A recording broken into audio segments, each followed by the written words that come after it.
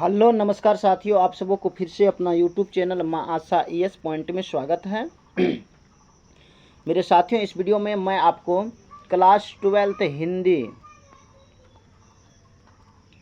के पद खंड का चैप्टर 3 जो आपका पद लिखा है तुलसीदास जी, उसके सभी ऑब्जेक्टिव क्वेश्चन को सॉल्व करने वाला हूं। इसी वजह से आप लोग इस वीडियो को ध्यान से अंत तक देखेंगे। और अगर आप हमारे यूट्यूब चैनल पे नए आए हैं तो प्लीज़ एक बार इसको सब्सक्राइब करेंगे, लाइक करेंगे और अपने दोस्तों को भी शेयर कर देंगे। तो प्रथम आपका क्वेश्चन है कि तुलसीदास का जन्म कब हुआ? 1540 ईस्वी में, 1543 ईस्वी में, 1545 ईस्वी में या 1550 ईस्वी में? तो मेरे साथियों, इसका जो करेक्ट आंसर होगा वो हो जाएगा आपको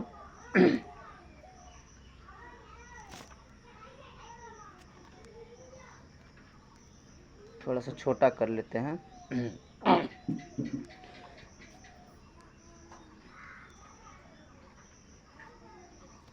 इसका करेक्ट आंसर हो जाएगा आपको डी, यानी कि 1550 ईस्वी में। सॉरी, इसका जो करेक्ट आंसर होगा वो हो जाएगा आपको बी, यानी कि 1543 ईस्वी में। बी इसका करेक्ट आंसर होगा। नेक्स्ट प्रश्न है आपके सामने दूसरा,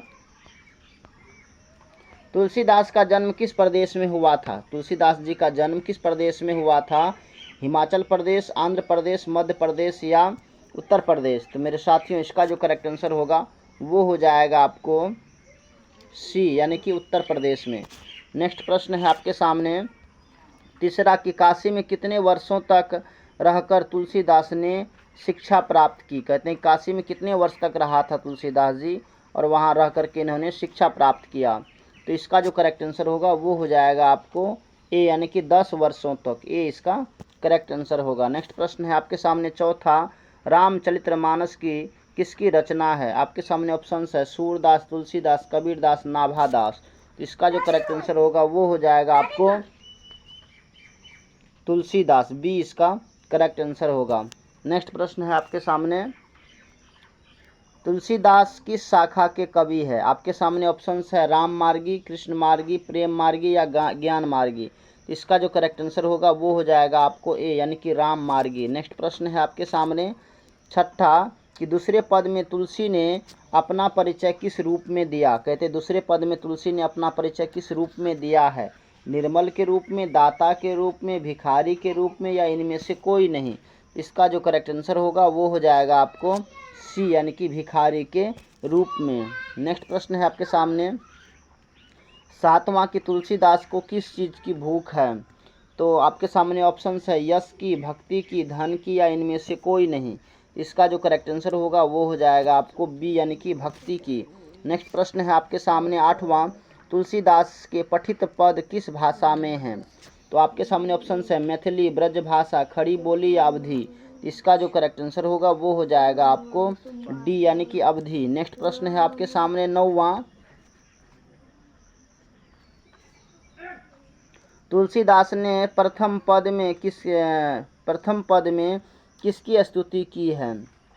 तो आपके सामने ऑप्शंस है गणेश की, भगवान शिव की, सीता की या इनमें से कोई नहीं? तो इसका जो करेक्ट आंसर होगा वो हो जाएगा आपको सीता जी की। नेक्स्ट प्रश्न है आपके सामने 10वां, कि तुलसीदास के दोनों पदों में किस रस की व्यंजना हुई है? वात्सल्य रस, भक्ति रस, रौद्र रस या श्रृंगार रस? तो इसका जो करेक्ट आंसर होगा वो हो जाएगा आपको बी, यानी कि भक्ति रस। नेक्स्ट प्रश्न है आपके सामने 11, तुलसीदास ने प्रथम पद में अपना परिचय किस रूप में दिया है? राम भक्त के रूप में, महाकवि के रूप में, दीन के दुखिया के रूप में, सीता के दास के रूप में? इसका जो करेक्ट आंसर होगा वो हो जाएगा आपको डी, यानी कि सीता के दास के रूप में। नेक्स्ट प्रश्न है आपके सामने 12वां,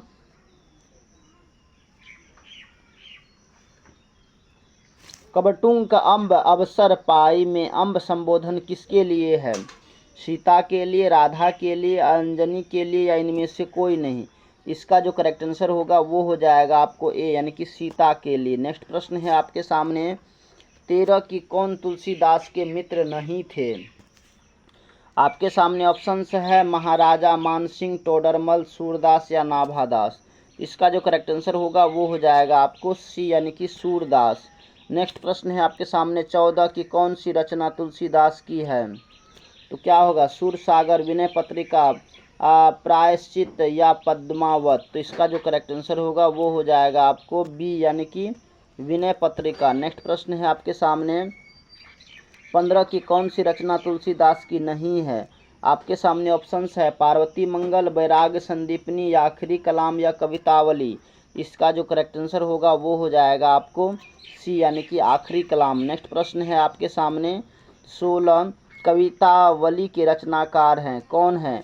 जायसी, तुलसीदास, कबीरदास या सूरदास। तो इसका जो करेक्ट आंसर होगा वो हो जाएगा आपको बी यानी कि तुलसीदास। नेक्स्ट प्रश्न है आपके सामने 17 हनुमान बाहुक को तुलसीदास की किस कृति का एक अंग माना जाता है? जानकी मंगल, कवितावली, गीतावली या श्री कृष्ण गीतावली।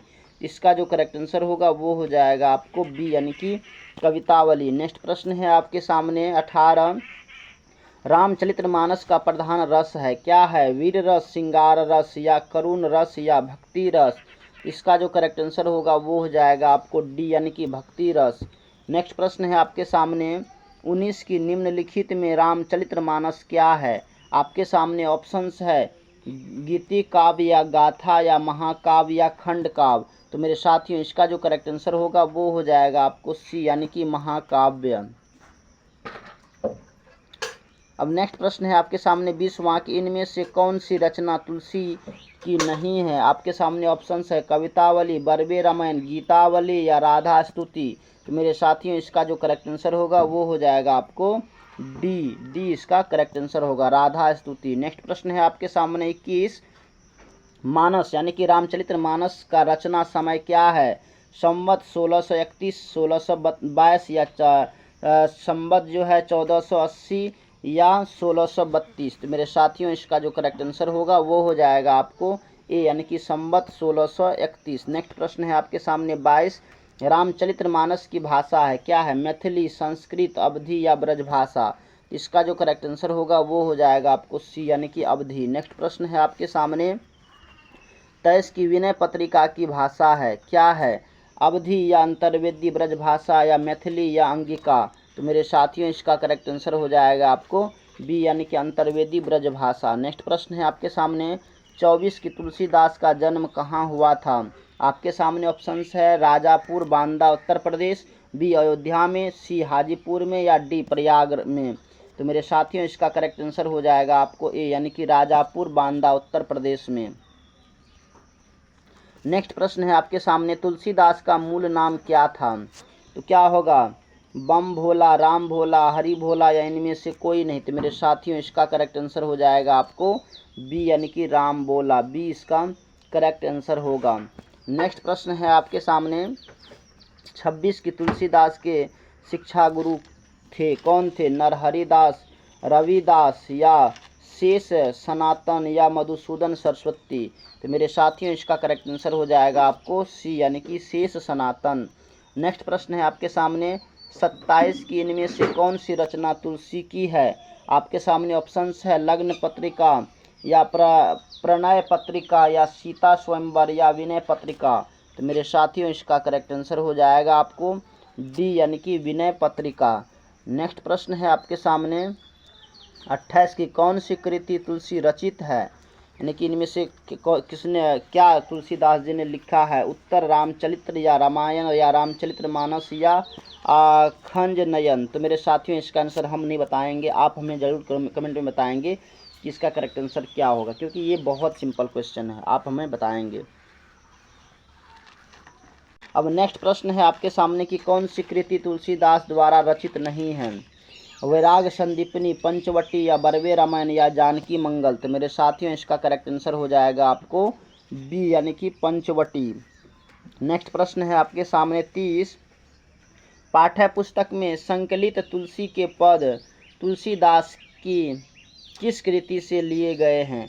तो आपके सामने ऑप्शंस है दोहावली से, रामलला नाचू से या कवितावली से या विनय के पद से। तो इसका जो करेक्ट आंसर होगा वो हो जाएगा आपको डी यानी कि विनय के पद से। नेक्स्ट प्रश्न है आपके सामने तुलसीदास किस काल के कवि थे?